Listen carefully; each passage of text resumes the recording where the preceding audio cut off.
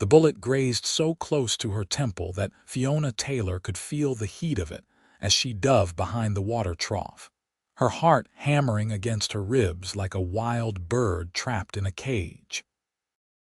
The year was 1877, and Prescott, Arizona territory had become a powder keg of tension between cattle ranchers and homesteaders trying to carve out their piece of the unforgiving desert.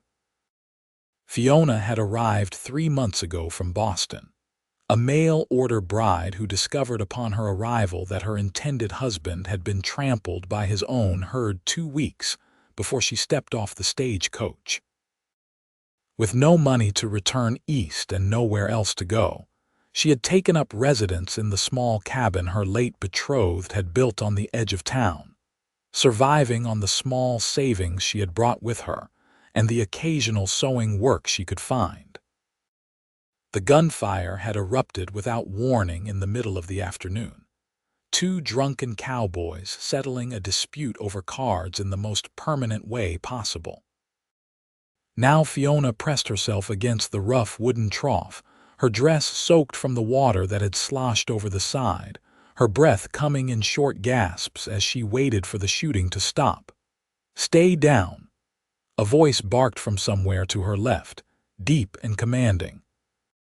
She turned her head just enough to see a man crouched behind a nearby barrel, his weathered hat pulled low over his eyes.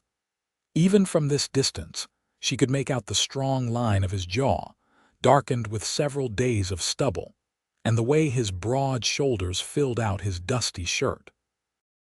He held a rifle with the ease of someone who knew exactly how to use it but seemed to be waiting rather than joining the fray. Another shot rang out, followed by a heavy thud, and then silence. The sudden quiet was almost more unnerving than the gunfire had been. "They done." Fiona called out, her voice shakier than she would have liked.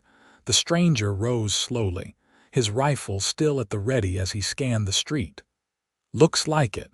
One of them is down, the other ran off." He turned toward her then, and she found herself looking into the clearest blue eyes she had ever seen, startling against his sun-bronzed skin. "You hit?" "No, just wet and frightened half to death." She stood on trembling legs, brushing at her soaked skirts with hands that would not quite steady. "This town gets more dangerous by the day." He stepped closer, and she noticed he moved with a careful grace, like someone accustomed to being ready for trouble at any moment. "Name's Austin O'Brien. You're the woman staying in old Carl Henderson's place, aren't you, Fiona Taylor?" She managed a weak smile.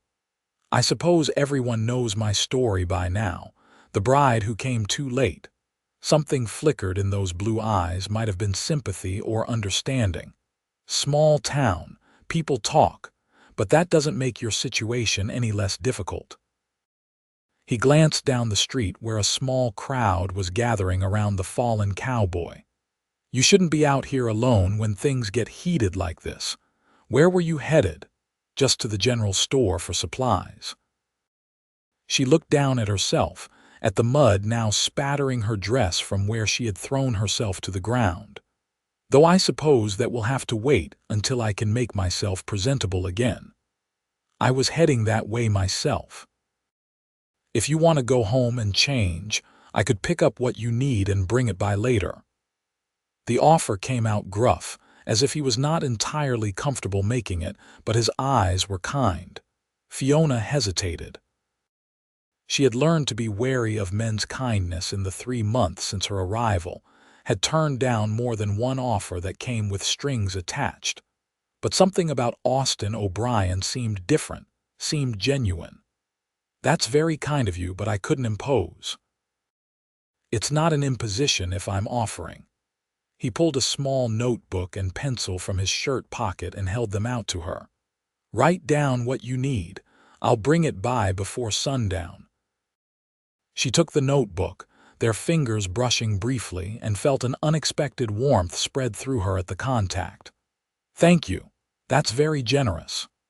She scribbled a quick list, mostly basics she could not do without, then tore out the page and handed it back to him. I'm in the cabin about half a mile west of town, the one with the green door. I know it. He tucked the list into his pocket, then touched the brim of his hat in a gesture that was both old-fashioned and oddly charming. I'll see you this evening, Miss Taylor.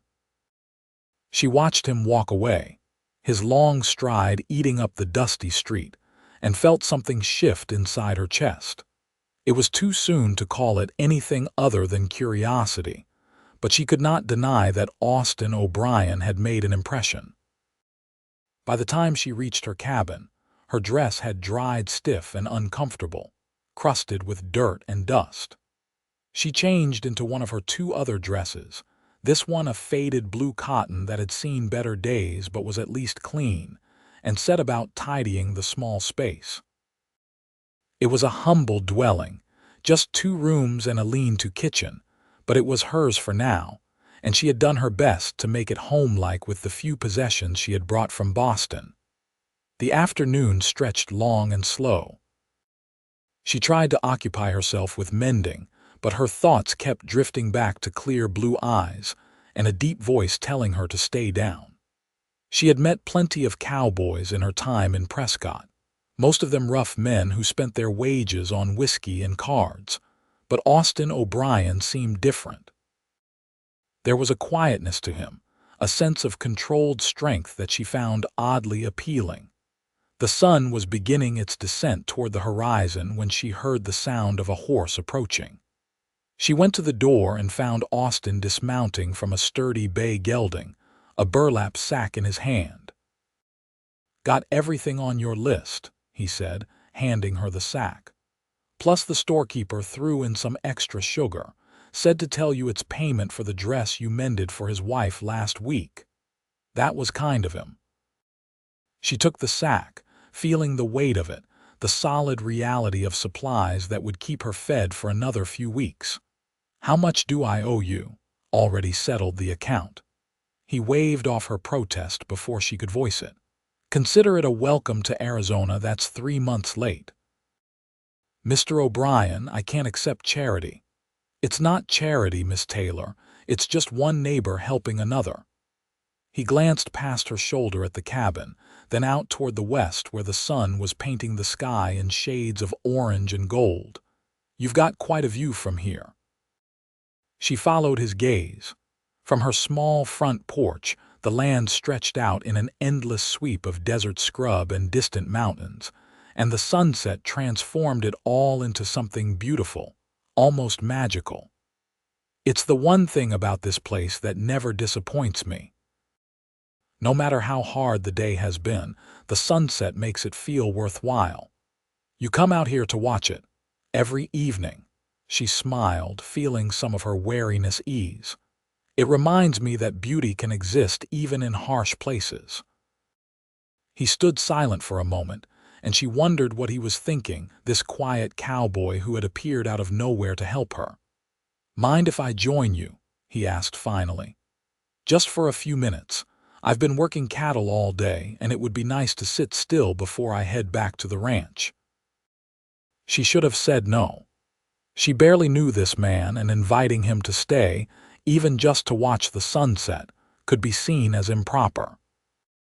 But the loneliness that had been her constant companion since arriving in Arizona urged her to accept the company, and his manner was so unassuming that she found herself nodding. "I'd like that. There are 2 chairs on the porch, though they're not much to look at." They settled into the rickety wooden chairs, and Fiona was acutely aware of his presence beside her, the way he stretched his long legs out in front of him and removed his hat, revealing dark hair that curled slightly at the ends. For several minutes they sat in comfortable silence, watching as the sun sank lower and the colors deepened from orange to red to purple. "How long have you been in Prescott?" she asked eventually. "About 5 years now. Came out from Texas after the war." "You fought?" "I did." His voice went flat, and she knew better than to press for details. So many men carried scars from those years, wounds that went deeper than flesh. "Afterward, I needed a fresh start. Ended up working for the Double R Ranch, running cattle mostly. Do you like it? He considered the question, his eyes on the horizon. It's honest work. The land here is unforgiving, but it doesn't lie to you. You put in the effort, you get results. You slack off, you pay the price. He glanced at her. What about you? What made a woman from Boston decide to come all the way out here to marry a stranger? It was a question she had asked herself many times, especially in the dark hours of the night when loneliness pressed down on her like a physical weight. My father passed away 2 years ago. My mother died when I was young. I had been keeping house for my father, and when he was gone, I had nothing. No income, no family, and the house had to be sold to pay his debts. A friend suggested I look into becoming a mail-order bride, said it was a chance for a new life. She laughed, but there was no humor in it. I suppose I got a new life, just not the one I expected. You ever think about going back east? Sometimes, but there's nothing there for me anymore. At least here, I have my own place, even if it's just temporary until someone decides to claim Carl Henderson's land. I heard his brother back in Kansas signed the deed over to you proper. You inherited it when your intended died. She looked at him in surprise. How did you know that? Told you, small town. The lawyer who handled it likes to talk. He met her eyes. Point is, this place is yours if you want it. No one's going to take it from you. The words settled something inside her, eased a fear she had been carrying without fully acknowledging it. I didn't know that for certain. Thank you for telling me. The sun touched the horizon, a perfect orange sphere sinking into the earth, and the light turned everything golden. They watched until the last sliver disappeared and the sky began to deepen into twilight. Austin stood, settling his hat back on his head. I should get going, but thank you for letting me sit with you, Miss Taylor.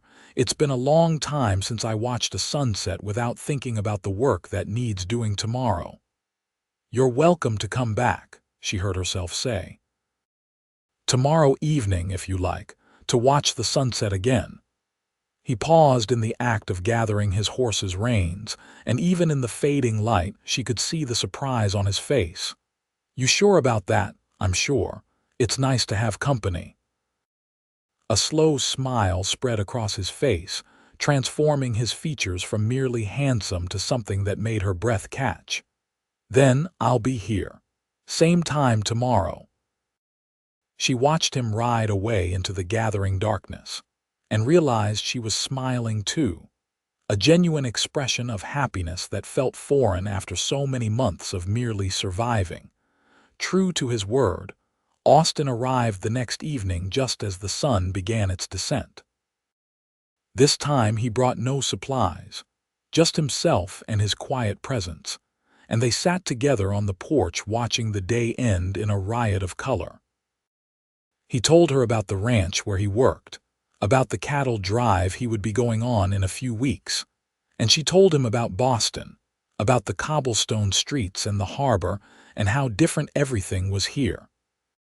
The third evening, she had coffee waiting, and he accepted it with that same slow smile that did strange things to her heartbeat. They talked about small things and large things, about the past and the future, and Fiona realized she was beginning to look forward to these evening visits with an intensity that both thrilled and frightened her. By the end of the first week, it had become an established routine.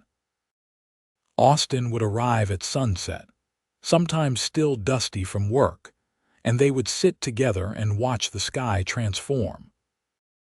Sometimes they talked, sometimes they sat in comfortable silence, but Fiona found that the loneliness that had been her constant companion was beginning to fade, replaced by something warmer and more hopeful. It was on the 10th evening that things shifted. A storm had been building all day, dark clouds massing on the horizon, and by the time Austin arrived, the first drops of rain were beginning to fall. We might not get much of a sunset tonight, she said as he dismounted, looking up at the threatening sky. "Doesn't matter. I came to see you, not just the sunset." The words came out simple and honest, and the way he looked at her made her feel like the ground had shifted beneath her feet. The rain began in earnest then, fat drops that quickly became a downpour. They ran for the porch, laughing like children, and huddled under the narrow overhang as the storm unleashed itself with desert fury. "You should come inside," Fiona said, raising her voice over the drumming rain. "You'll catch your death out here." He hesitated, and she understood his reluctance. A single man and a single woman, alone inside a house. It was the sort of thing that could ruin her reputation in a town like Prescott. But the rain was coming down so hard now that water was bouncing up from the ground, soaking their legs despite the porch roof. "Just until the worst of it passes," he said finally. Inside, the cabin felt smaller with Austin's broad frame filling the space. Fiona lit a lamp against the gathering darkness and put a kettle on for tea, acutely aware of his eyes following her movements. "You've made it real homelike in here," he observed, taking in the curtains she had sewn, the wildflowers in a jar on the table, the neat stack of books on the shelf. "I've tried. A place feels less lonely when you make it your own." She poured hot water over tea leaves and brought him a cup. "Do you have your own place? Just a room at the ranch bunkhouse. Nothing fancy." He accepted the tea, wrapping his large hands around the cup. "Been saving my wages, though. Thought someday I might buy a piece of land, build something of my own." "That sounds like a good dream." "What about your dreams, Fiona?" It was the first time he had used her given name, and the sound of it on his lips made her stomach flutter. "What do you want out of this life?" She sat down across from him, cradling her own cup. "I used to dream of security, of having a home and a family. But after everything that happened, I've learned to set my sights lower. Now I just hope to make it through each day, to find moments of beauty where I can." She gestured toward the window where rain streamed down the glass. "Like those sunsets we watched together." "You deserve more than just surviving, Fiona. You deserve to thrive." The intensity in his voice and his eyes made her breath catch. "And what do you deserve, Austin O'Brien?" He was quiet for a long moment, then set down his cup and leaned forward, his elbows on his knees. "I think maybe I deserve a second chance at happiness. Lost so much during the war, saw so many terrible things, I thought maybe that part of me was dead. But these past couple weeks, sitting with you, watching those sunsets, I've felt something wake up inside me. Something I thought was gone forever." Her heart was pounding now, so hard she was certain he must be able to hear it. "What are you saying?" "I'm saying that I look forward to these evenings more than anything else in my life. I'm saying that when I'm working cattle or mending fence, or doing any of the 100 things that need doing on a ranch, I'm thinking about you. About how you look when you smile, about the sound of your voice, about how right it feels to sit beside you and watch the day end." He stood abruptly, running a hand through his hair in a gesture of frustration. "I know it's too soon. I know we've only known each other a couple of weeks, but I can't keep pretending this is just two neighbors being friendly." Fiona set down her own cup with trembling hands and stood to face him. "I'm glad you said something, because I've been feeling the same way. Every day I find myself watching the clock, counting the hours until you arrive. You've become the best part of my days, Austin." He crossed the small distance between them in 2 strides, and then his hands were cupping her face, gentle despite their calluses, and he was looking at her with such tenderness that tears sprang to her eyes. "Can I kiss you?" he asked, his voice rough. "Yes," she whispered. His lips met hers softly at first, questioning, and she answered by rising on her toes and wrapping her arms around his neck. The kiss deepened, became something urgent and fierce, months of loneliness and longing pouring out from both of them. She could taste rain on his lips, could feel the solid strength of his body against hers, and everything in her world narrowed down to this moment, this man, this perfect rightness. When they finally broke apart, both breathing hard, he rested his forehead against hers. "I'm falling in love with you, Fiona Taylor." "I'm falling in love with you too," she admitted, and felt the last of her walls crumble. "It scares me how fast it's happening." "Scares me too, but I don't want to fight it." He kissed her again, softer this time, a promise rather than a question. "I want to court you proper, want to do this right." "I'd like that." Outside, the storm continued to rage, but inside the small cabin, Fiona felt warmer and safer than she had in years. They talked until the rain finally eased, sitting close together on her small sofa, hands intertwined.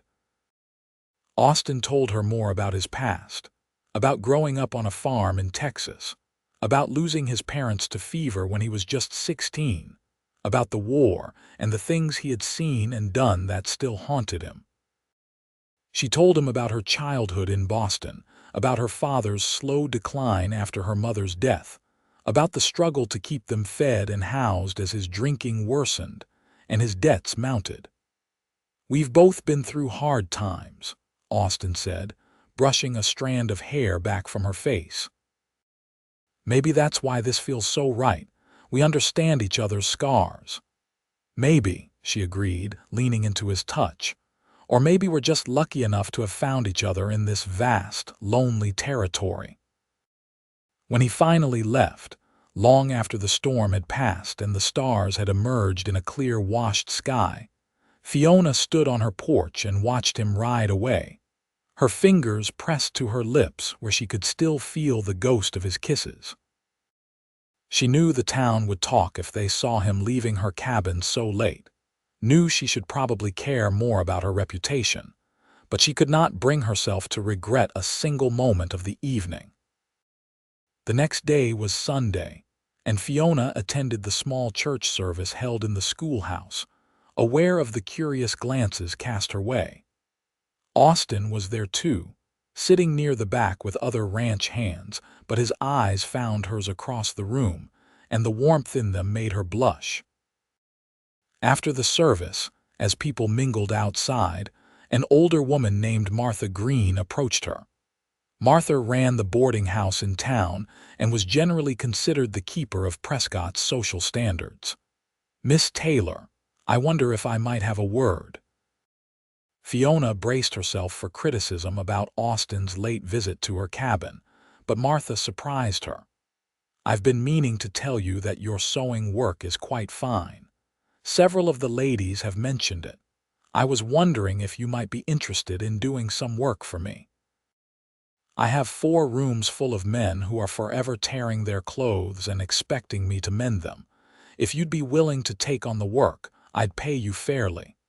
Relief and gratitude flooded through Fiona. "I'd be happy to, Mrs. Green. Thank you for thinking of me. You're a good woman, Miss Taylor, and you've had a hard time of it. The ladies and I want to see you succeed here." Martha's eyes flicked briefly toward where Austin stood talking with some other ranch hands. "And it's good to see you making friends." The knowing look in Martha's eyes suggested that Austin's visit had indeed been noted, but her tone was approving rather than condemning. Fiona felt some of the tension ease from her shoulders. Over the following weeks, a pattern emerged. Austin came every evening to watch the sunset, unless his work took him too far from town. On those nights, Fiona found herself missing him with an ache that surprised her with its intensity. The sewing work from Martha kept her busy during the days and provided a steady income that eased her financial worries. She began to feel, for the first time since arriving in Arizona, like she was building a real life rather than just surviving. Austin was true to his word about courting her properly.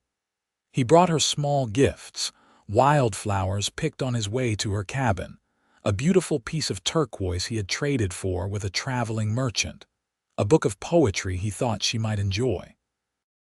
They talked about everything and nothing, learning each other's histories, their hopes and fears and dreams.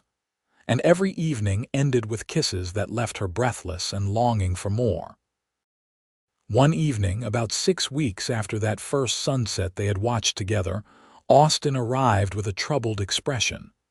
"What's wrong?" Fiona asked immediately. He helped her into one of the porch chairs before taking his own seat, his hat in his hands, turning it around and around in a nervous gesture she had never seen from him before. "I need to tell you something, and I'm afraid of how you'll take it." Fear clutched at her heart. "You're leaving." "Not permanently, but yes, I have to go. The cattle drive I mentioned, it starts in 3 days. We'll be gone for 6 weeks, maybe more, driving the herd to market in Colorado. 6 weeks. It felt like an eternity. "I'll miss you," she said quietly. "I'll miss you too, every single day." He reached over and took her hand. "But that's not what I'm worried about. Fiona, this is dangerous country and you're out here alone. The ranch foreman has agreed to have one of the hands check on you every few days while I'm gone, but I'd feel better if you moved into town. Maybe took a room at Martha Green's boarding house." "This is my home, Austin. I can't just abandon it." "I'm not asking you to abandon it. Just to stay somewhere safer while I'm gone." His grip on her hand tightened. "Please. I couldn't concentrate on my work if I was worrying about you the whole time." She understood his concern, had seen enough in her months in Arizona to know that the danger was real. "I'll think about it," she promised. "But I'm not making any decisions tonight. Tonight, I just want to enjoy the sunset with you." They watched the sky flame orange and red, and Fiona memorized every detail of the moment, knowing she would need these memories to sustain her through the coming weeks. When the sun finally disappeared, Austin stood and pulled her up with him, wrapping his arms around her. "I love you, Fiona. I should have said it more clearly before without the falling part. I love you, completely and absolutely. I love you too." She pressed her face against his chest, breathing in the familiar scent of him, leather and sage and something uniquely Austin. "Come back to me safely." "I will. And when I do, I'm going to ask you something important. But I want to do it right, so I'm going to wait until I return." He tilted her chin up and kissed her, pouring everything he felt into it, and she responded with equal fervor, trying to memorize the taste of him, the feel of his lips on hers. They stood on that porch long into the night, holding each other, exchanging kisses and whispered promises. When Austin finally rode away, Fiona watched until he disappeared into the darkness, one hand pressed to her heart as if she could hold him there. The next 3 days passed in a blur of preparation. Fiona did decide to move into the boarding house, at least temporarily, recognizing the wisdom of Austin's concern even if it pained her to leave her cabin. Martha Green welcomed her warmly and gave her a small but comfortable room on the 2nd floor. On the morning the cattle drive departed, Fiona stood with other women at the edge of town, watching the Cowboys drive the massive herd north. She spotted Austin on his bay gelding, managing the cattle with easy skill, and when he saw her, he touched his hat in salute. She raised her hand in farewell, blinking back tears. The weeks that followed were the longest of Fiona's life. She threw herself into her sewing work, taking on more than she probably should have, grateful for anything that kept her hands busy and her mind occupied. Martha's nephew, a young man named Daniel, checked on her cabin every few days as promised and reported back that everything was fine. Fiona attended church services, participated in the ladies' sewing circle, and slowly became woven into the fabric of Prescott's community. But every evening, as the sun began to set, she felt Austin's absence like a physical ache. She took to walking to the edge of town where she could see the vast desert stretching away, and she would watch the sunset alone, remembering how it had felt to have him beside her. 5 weeks into his absence, A telegram arrived at the general store addressed to her. With shaking hands, she opened it. "All well. Miss you. Home soon. Austin." She pressed the telegram to her chest, tears of relief streaming down her face. He was alive, he was well, and he was coming home. 3 days later, word came that the drive was returning, and the town buzzed with anticipation. Fiona could barely sleep the night before they were due to arrive, and she was up before dawn, putting on her best dress, the green one she had been saving, and doing her hair with extra care. The herd arrived in the late afternoon, the lowing of cattle and shouts of cowboys announcing their presence long before they came into view. Fiona stood outside the boarding house, her heart hammering, searching the dusty, tired men for Austin's familiar figure. And then she saw him, and nothing else mattered. He spotted her at the same moment, and even from a distance, she could see his face transform with joy. He said something to another cowboy, then urged his horse forward, breaking away from the herd and riding straight toward her. He dismounted before the horse had fully stopped, and then she was in his arms, and he was lifting her off her feet and spinning her around, and she was laughing and crying at the same time. "I missed you," he said against her hair. "God, Fiona, I missed you so much. I missed you too. Every single day, every sunset." She pulled back just enough to look at him, taking in his sun-darkened face, the new lines around his eyes, the way he looked at her like she was the most precious thing in the world. "I have something to ask you," he said, lowering her gently to her feet but not releasing her. "I was going to wait, going to plan something special, but I can't. I need to ask you now." He dropped to one knee right there in the dusty street, still holding her hand, and Fiona gasped. "Fiona Taylor, I love you more than I thought it was possible to love anyone. You've brought light and hope back into my life, and I can't imagine spending another day without you. Will you marry me?" "Yes." The word burst from her even as tears streamed down her face. "Yes, Austin, yes." He stood and kissed her, right there in front of half the town, and Fiona did not care who saw or what they thought. Around them, people began to clap and cheer, but she barely heard them. Her entire world had narrowed down to this man, this moment, this perfect joy. That evening, they rode out to her cabin together. Austin had a week before he needed to return to work at the ranch, and they spent every possible moment together. They sat on the porch watching the sunset, his arm around her shoulders, her head on his chest, and made plans for their future. "I've saved enough to buy a piece of land," Austin told her. "Not much, just 20 acres about 5 miles from here, but there's water on it and good grazing. I was thinking I could build us a house there, start our own small ranch. It would take time. I'd have to keep working for the Double R for a while, but eventually we could make it work. I don't need a grand house, Austin. I just need you."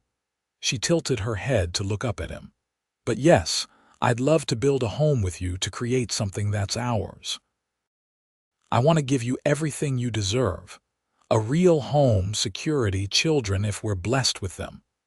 "Children," she repeated softly, testing the word, imagining it. "I'd like that. A family of our own."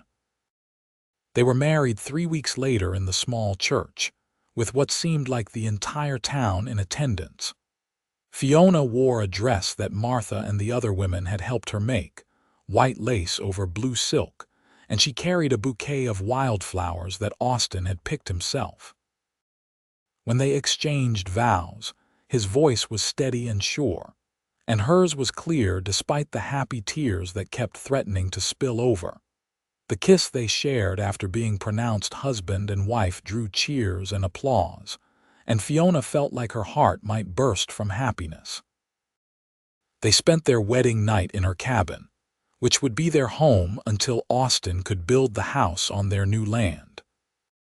He carried her over the threshold even though she laughingly protested that they had both been living there already, and when he set her down and closed the door behind them, the look in his eyes made her breath catch. "Hello, Mrs. O'Brien," he said softly. "Hello, husband."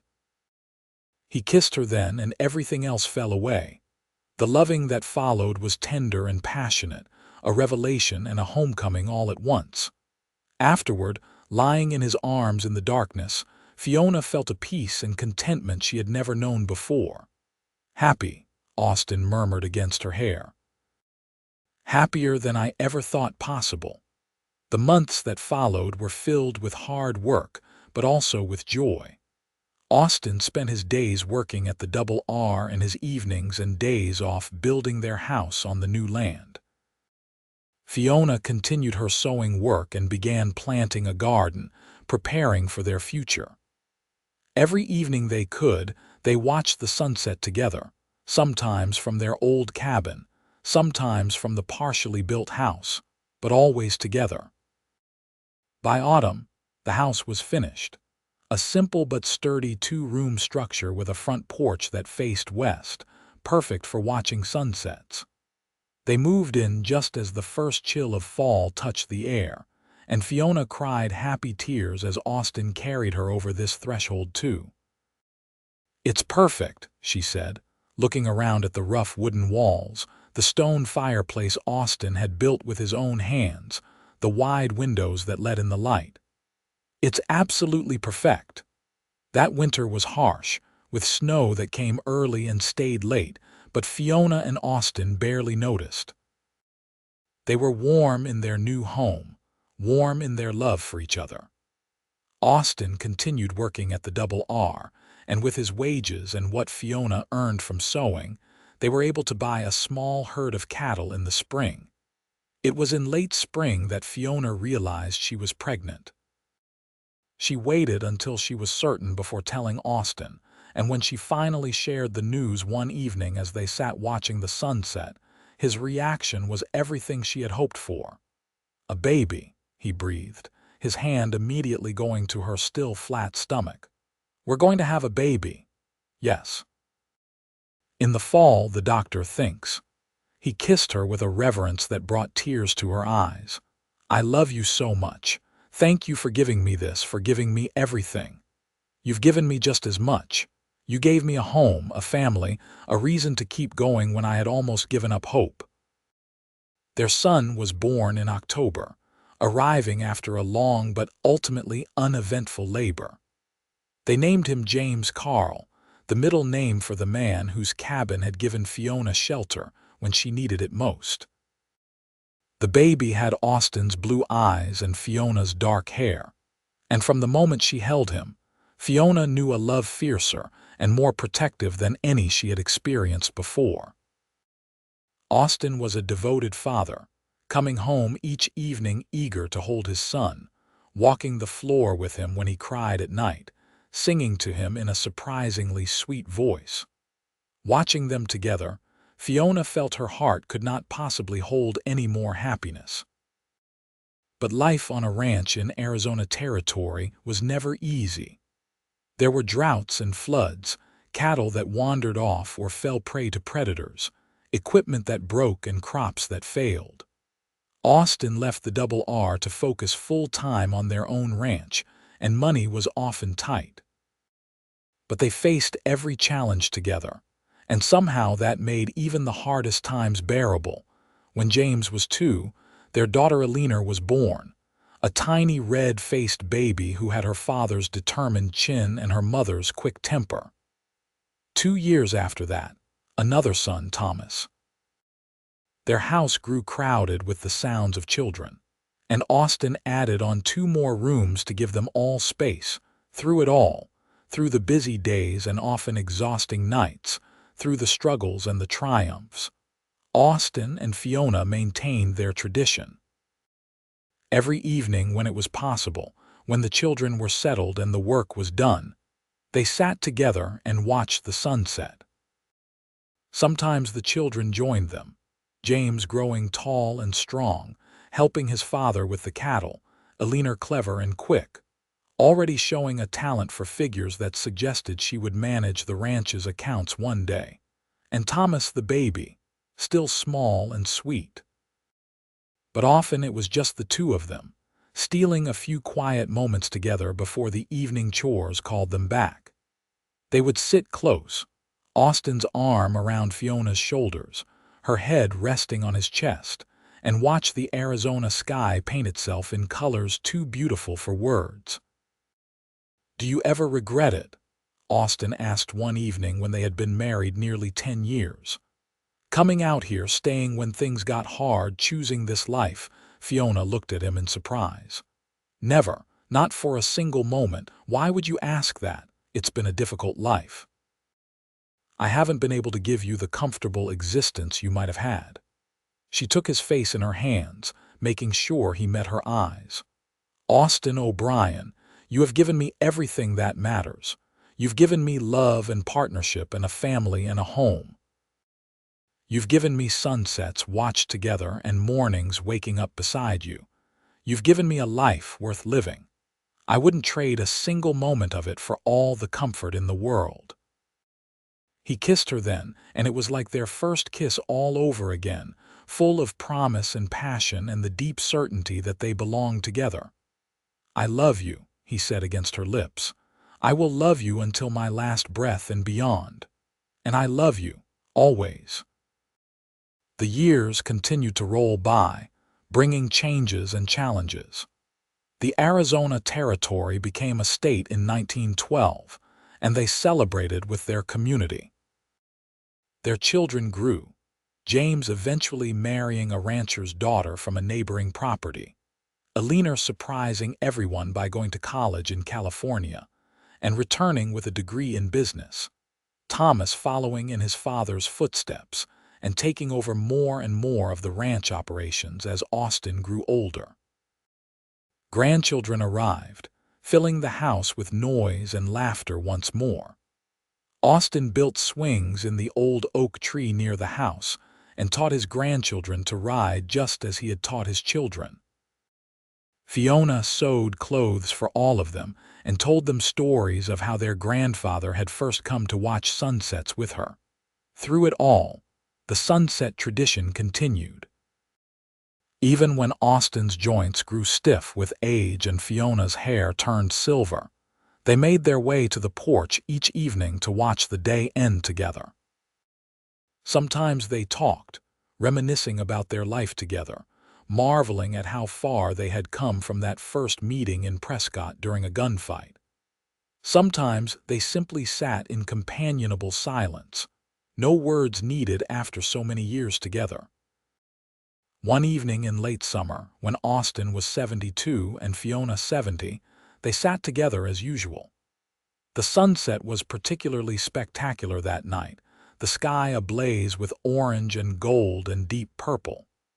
Austin reached over and took Fiona's hand, his grip still strong despite his years. "You know what I'm grateful for," he said quietly. "What's that?" "That I found you watching that sunset alone all those years ago, that I had the courage to ask to join you, that you said yes." Fiona squeezed his hand, feeling the familiar calluses, the strength that had never fully faded. "I'm grateful too. You changed my life, Austin. You saved me in every way a person can be saved." "We saved each other," he corrected gently. "That's how the best love stories work." They watched until the last light faded from the sky, then made their way inside together, still hand in hand, to the house they had built and the life they had created. Years later, when Thomas brought his own young bride home to meet the family, Fiona told her the story of how she and Austin had met, of those first sunsets watched together. "And he came every single evening?" the young woman asked, her eyes wide. "Every single evening he could," Fiona confirmed. "For more than 50 years now, it became our time, our tradition. No matter how busy the day, how many demands there were on us, we always made time for those moments together." "That's beautiful," the bride said softly. "It is, and I'll tell you the secret to a happy marriage." Fiona leaned closer, her eyes twinkling. "Find someone who will watch the sunsets with you, someone who values those quiet moments together as much as the grand gestures, Someone who shows up day after day, year after year. That's real love. That's what lasts. Later that evening, Fiona and Austin sat in their usual spots, watching yet another sunset paint the sky. Their children and grandchildren had all gone home, and the house was quiet around them. "Did you tell that girl our story again?" Austin asked, amusement in his voice. "I did." "Is that a problem?" "Not at all. I like that people know how much I love you. I'm proud of what we've built together." "So am I." She leaned against him, fitting into his side as perfectly as she always had. "So am I." The sun sank lower, and Fiona thought about all the sunsets they had watched together. Thousands of them over the decades, and yet each one felt new, felt special. Because it was not really about the sunset, had never been about the sunset. It was about choosing each other, day after day, year after year. It was about commitment and companionship, and the deep, abiding love that had sustained them through everything life had thrown their way. As darkness fell and the first stars appeared, they remained on the porch a little longer, unwilling to let the moment end. Finally, Austin stirred. "Come on, my love. Let's go inside. There will be another sunset tomorrow." "And we'll watch it together," Fiona said, taking his offered hand and letting him help her to her feet. "Always together," he agreed. They walked into the house, and Fiona looked back once at the darkened sky. Tomorrow there would be chores and responsibilities, challenges to face and problems to solve. But there would also be another evening, another sunset, another chance to sit beside the man she loved and remember what really mattered. She closed the door behind them, shutting out the night, and turned to find Austin waiting for her with a smile on his weathered face. After all these years, he could still make her heart skip a beat. "I love you," she said, because some things could never be said too often. "I love you too." Now and always. They made their way to their bedroom, and as Fiona settled in beside her husband of more than half a century, she reflected on the strange turns life could take. She had come to Arizona territory, a frightened young woman with no prospects and no hope, and she had found everything she had never dared to dream of. Not because life had been easy, it had been hard more often than not, but because she had found a partner to share it with, someone who valued her and respected her and loved her with a constancy that never wavered. Someone who showed up every evening to watch the sunset beside her, who chose her and their life together over and over again. That, she thought as sleep began to claim her, was the real miracle. Not a grand romantic gesture, but the daily choice to love, to commit, to show up. Day after day, sunset after sunset, year after year, and what a beautiful life it had been. In the morning, they woke to another day in their long shared life. Austin made coffee while Fiona started breakfast, and they moved around each other with the easy familiarity of decades together.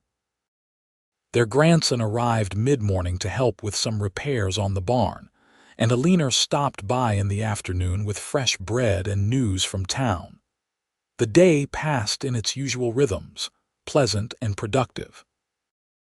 But as evening approached, both Austin and Fiona began to look toward the west, toward the porch where they would soon sit together. When the time came, they settled into their chairs, positioned to have the best view of the horizon.